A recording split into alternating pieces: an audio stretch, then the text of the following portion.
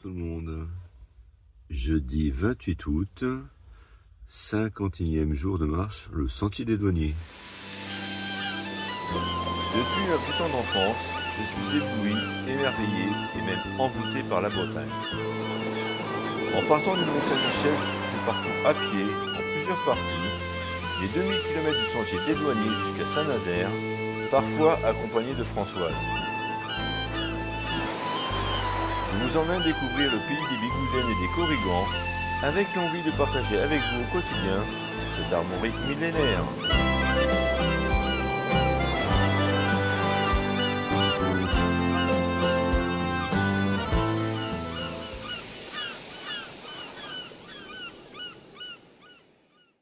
Ah, j'ai super bien dormi. Elles sont vraiment bien ces petites cabanes.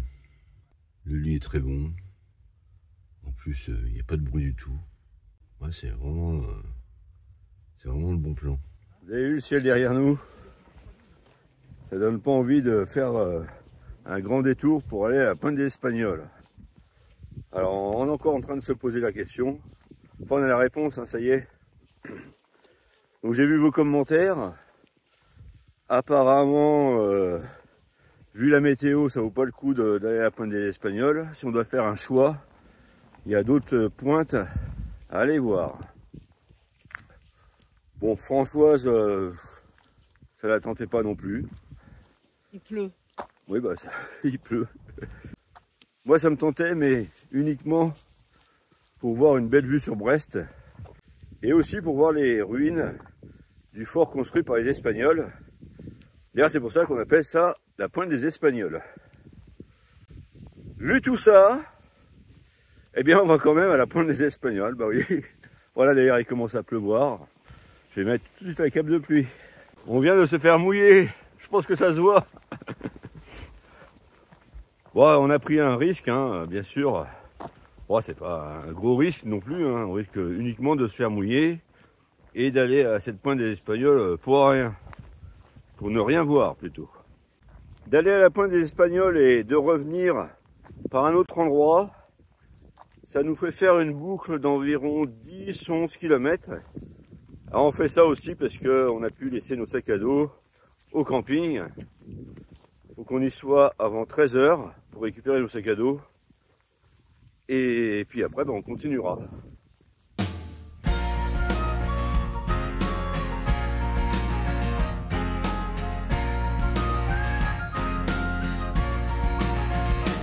As down the glen one is tumbled to a city fair rode I. There are lines of marching men in squadrons passed me by. No pipe did hum, no battle drum did sound its loud tattoo, but the angel's bell over leafy swell rung out through the foggy dew.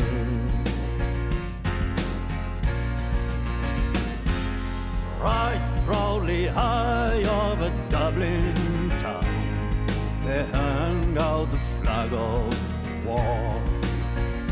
'Twas better to die 'neath an Irish flag than at Suvla Sudelball. And from the plains of Royal Meath, strong men came hurrying through. Voilà, nous sommes à la Pointe des Espagnols, puis vous avez vu, on a un ciel super dégagé. Comme quoi l'optimisme, ça finit toujours par payer. Alors pour vous repérer un petit peu, en face là nous avons Brest. Ici c'est le goulet de Brest. Et derrière nous avons la mer d'Iroise et plus loin l'océan Atlantique. Et donc Brest. Et ici, tout ça, c'est la rade de Brest. Alors toute l'eau qui est dans la rade de Brest, à marée descendante, passe par ce goulet de Brest. Et c'est pour ça qu'il y a un énorme courant. À marée montante, c'est pareil, hein. L'eau, elle passe par le même endroit et s'écoule dans l'autre sens. Non, il n'y a pas un endroit où l'eau s'écoule dans un sens à marée basse et un autre endroit à marée haute.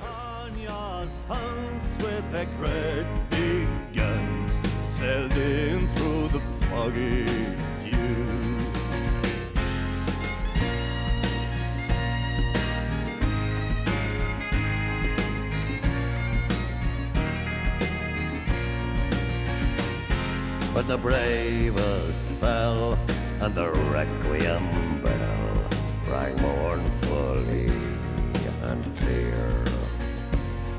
For those who died that Easter tide in the springtime of the year.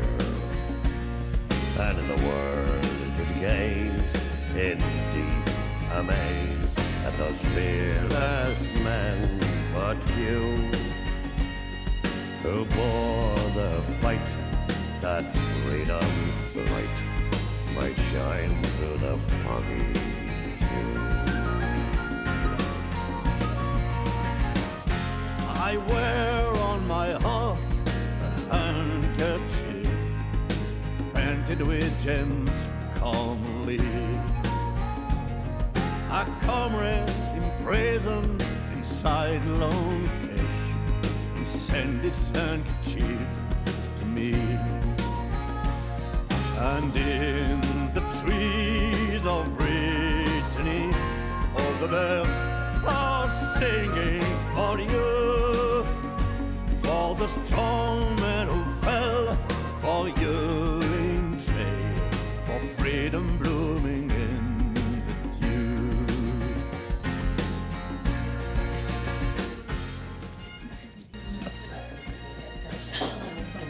Bonjour madame. Bonjour. C'est possible de manger dehors s'il vous plaît? Alors, Pour deux dans personnes. le table, tout est réservé. Il faudrait patienter jusqu'au second service vers 14h. Ah oui, mais ça va être Ça va faire un petit peu Ouais. tard. Mais oui, tout est réservé là pour le moment. D'accord, très bien. Merci bien. Au revoir. Oui, monsieur. Oh, trop dommage. Hier, on a mangé des croque-monsieur excellents. Alors, des croque-monsieur améliorés. Hein. J'avais pris un croque-monsieur au chorizo. Vraiment très bon. Bon, bah tant pis, il y a une crêperie dans le bourg et puis il y a un snack. On va voir.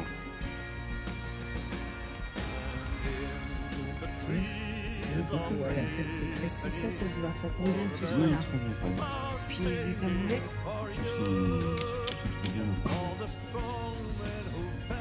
Bon, vu le monde qu'il y a dans le bourg, on va quand même essayer la crêperie, mais j'ai des doutes.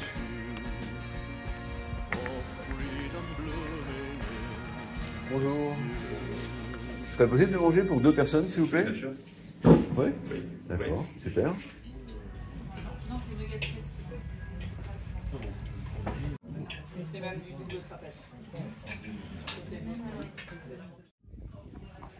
Et bien voilà, on a fini de manger. Alors maintenant au programme, on récupère les sacs à dos au camping. Et ensuite, on a repéré deux campings qui suivent. Le plus loin étant à 6 km. Alors il y a de grandes chances quand même qu'on fasse du bivouac ce soir. Mais moi j'aime bien repérer les terrains de camping. Parce que des fois qu'il y a une tempête, des fois qu'on a un souci, des fois qu'on ne trouve pas de place dans la nature, ça nous permet de trouver un endroit pour dormir.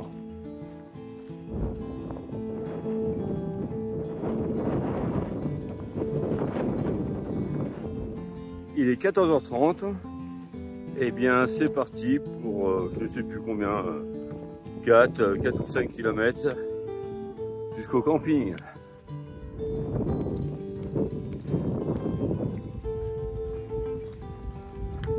Waouh, celles-là elles vont être bonnes.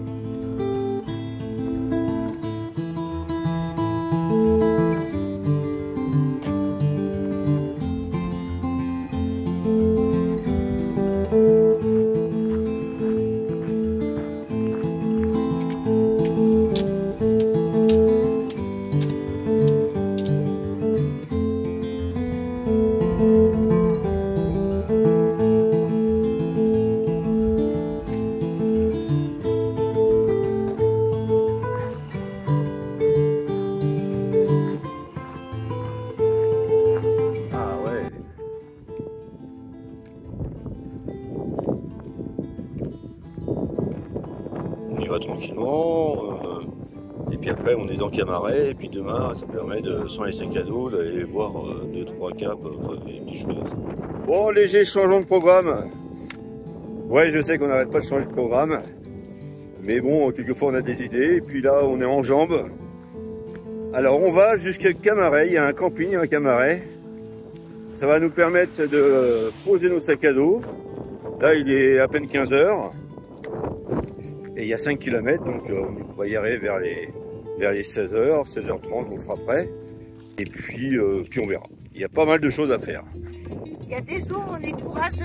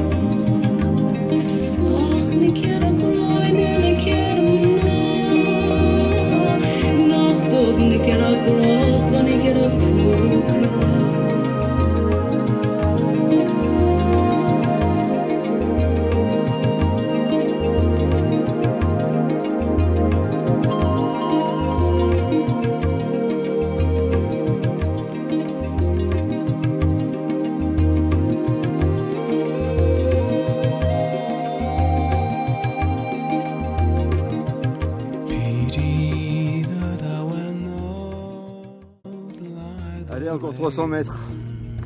Et on y est. Messieurs, 13,50 €, l'emplacement pour 2 personnes. Vous plantez la tente. Ça va, là c'est correct. François qui est en train de faire un massage cardiaque à son matelas. Un nouveau matelas. Ça fait un bout de temps que j'ai envie de vous parler de quelques petites astuces que j'ai pour bien dormir dans une tente en bivouac. Alors déjà, on met une couverture de survie côté brillant vers nous.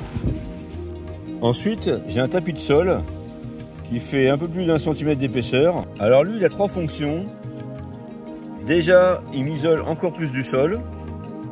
Ensuite, il protège mon matelas des petites aspérités qui peuvent y avoir dans le sol, sur le sol, genre des cailloux, des ronces aussi. Et la 3e fonction, eh bien, c'est tout simplement un peu plus de confort. Ensuite, c'est le matelas. Alors moi, j'ai un matelas de 5 cm d'épaisseur que je gonfle modérément. Ça, après, chacun gonfle son matelas comme il l'entend. C'est bien de faire des essais. Moi, j'ai commencé en le gonflant très fort et ça me convient pas du tout.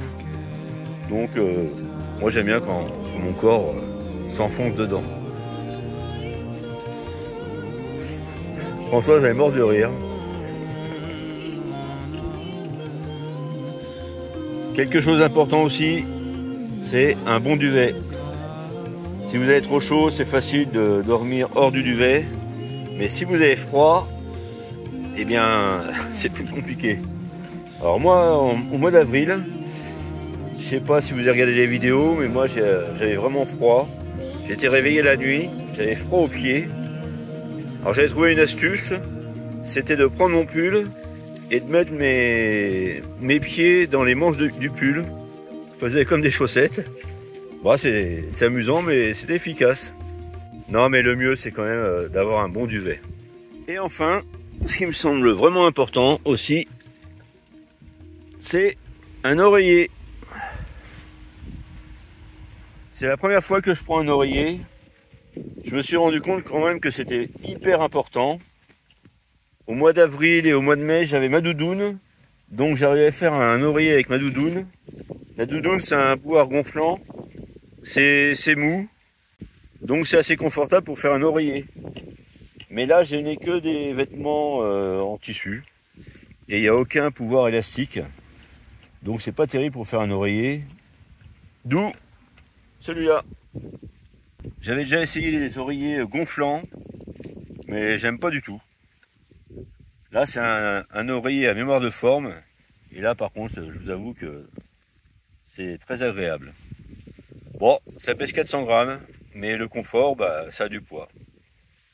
Alors, si vous êtes bon en couture, bah voilà, vous en faites un vous-même. Ça, c'est celui de Françoise. Et lui, il pèse 200 grammes. Il est aussi à mémoire de forme. Hein. Vous voyez, hein. Hop, voilà. Alors, si vous êtes intéressé, ben Françoise, elle peut vous en faire une dizaine. Elle est couturière. Après, quand on installe la tente, il y a des choses importantes aussi à tenir compte. Il faut vraiment faire attention à ne pas se mettre sur un terrain pentu. La luge, c'est pendant les sports d'hiver. C'est pas quand on fait le sentier des douaniers et qu'on veut dormir dans une tente de camping. Alors, Françoise, je sais pas ce qu'elle a fait, mais d'un seul coup, son matelas il s'est complètement dégonflé, il faut qu'elle recommence tout. C'est surtout que ça il dégonfle automatiquement. Allez, ça, c'est rapide. Massage cardiaque. Ça c'est rapide. J'aime moyennement les terrains de camping, mais j'avoue qu'il y a quand même du bon. C'est que quand on arrive, on peut s'installer. Et puis, bon, il y a les douches et les sanitaires. On peut prendre une bonne douche. Et on peut même laver son linge.